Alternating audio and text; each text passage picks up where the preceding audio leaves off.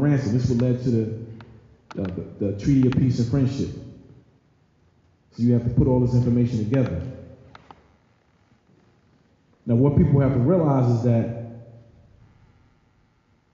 you had situations where indigenous people were kidnapped here, prisoners of war here, were taken to Europe, then taken to Africa and sold as African slaves.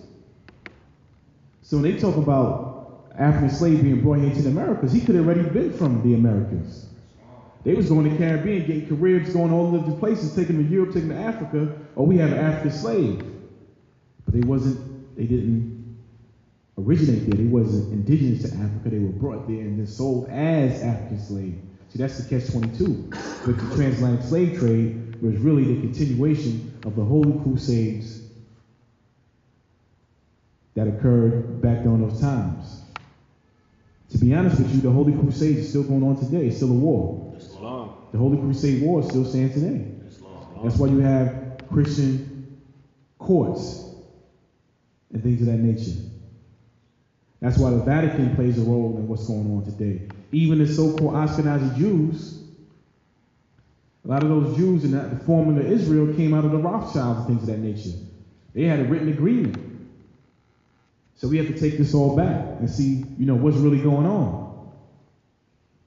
So those royal families that go back, the Rothschilds and all that, which originally those areas was run by Moors, then co-opted by the European who was our children. Now they have control by way of the banking system, so on and so forth. And they put these Jews in place to continue that covenant, that agreement, to keep our people oppressed in many different forms.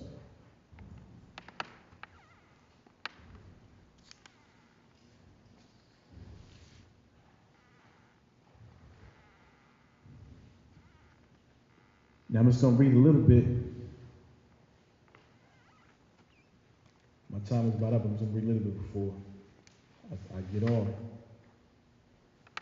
Because I'll probably go into the Racial Integrity Act of 1924 and showing you how the Census Bureau was going out and intentionally reclassifying you from your nationality to Negro, colored, based on their perception of what you look like.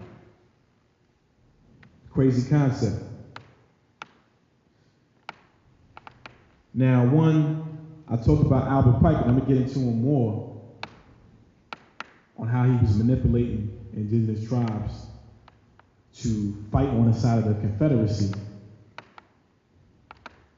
And of course, like I said, Albert Pike played a major role in Freemasonry in this country, but in Europe, there was a Moor who played a major role and influenced Freemasonry among the Europeans.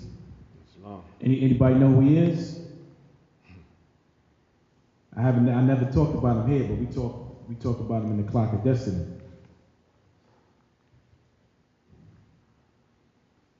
His name is Angelo Suleiman. Angelo Suleiman, S-O-L-I-M-A-N. I talked about him. You talked about Angelo Suleiman? Oh, yeah. That's how I knew him.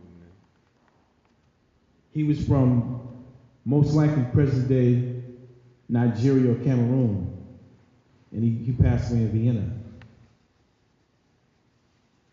He achieved prominence in Viennese society and Freemasonry.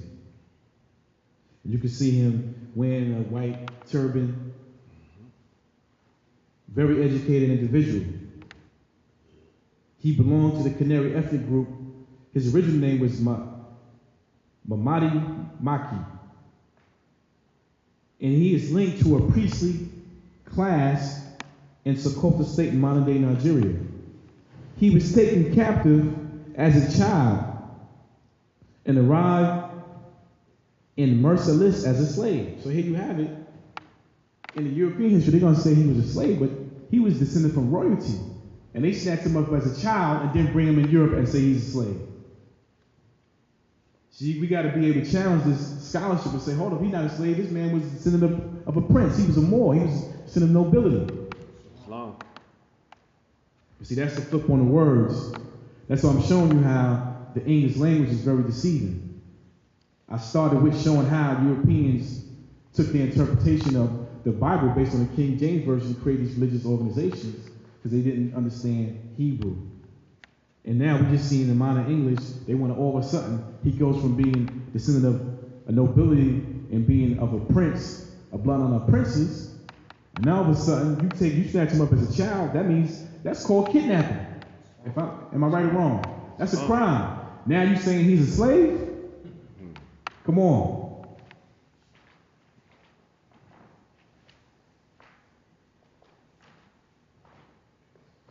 He eventually adopted the name Angelo and chose to celebrate September 11th as his baptismal day, as his birthday.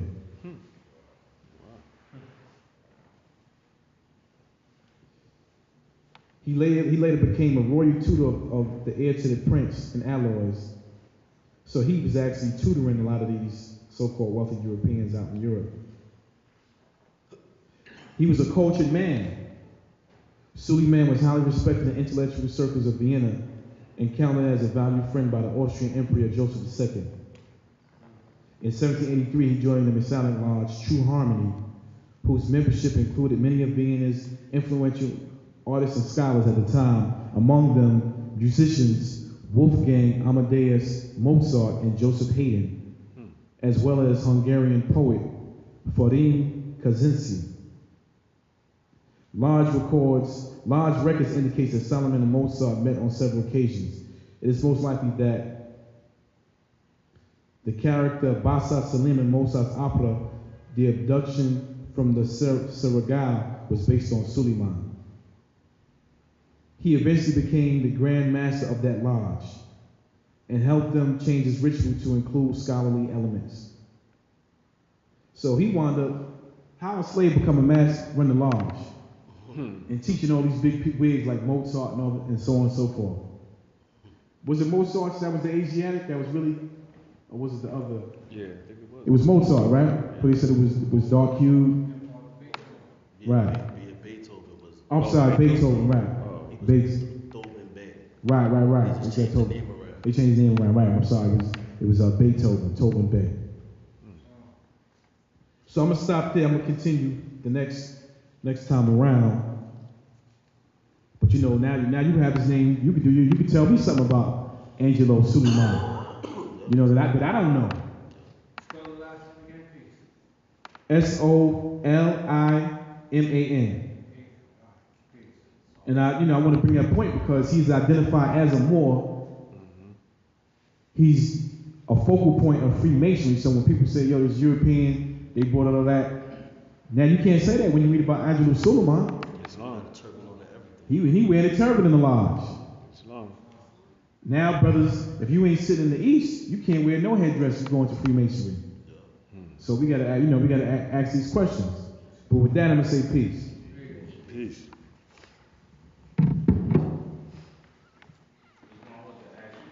Yeah. You said Carib people? Carib. The The Caribs. Yeah. I was speaking to my father last night, but that's like Galician. Right. Exactly. There. Any Caribbean people is called the Carib. Yeah. They one of the same. Exactly. They one of the same people. This lady was all like background, like West African. Like they got a tribe up there. His last name is they know about tribe, West Africa. My father's last name. What last name is that? Yes, Giddy. G-U-I-T-Y. Say it again. Giddy. Oh, Giddy. Yeah, G-U-I-T-Y. G-Y-D-Y. G-U-I-T-Y. Guilty without the L. All right.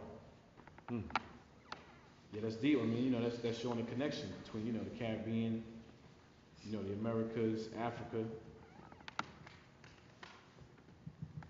But, they just want to paint that picture of it was just Africans, that was a slave before you had the transatlantic slave trade, which to me was the Holy War. You had the so-called Indian slave trade prior to that. And they had Indians, when you're on your own land, it's hard to contain somebody. They were taking them out of the element, bringing them other places, then bringing them back, African slave. So that was the game.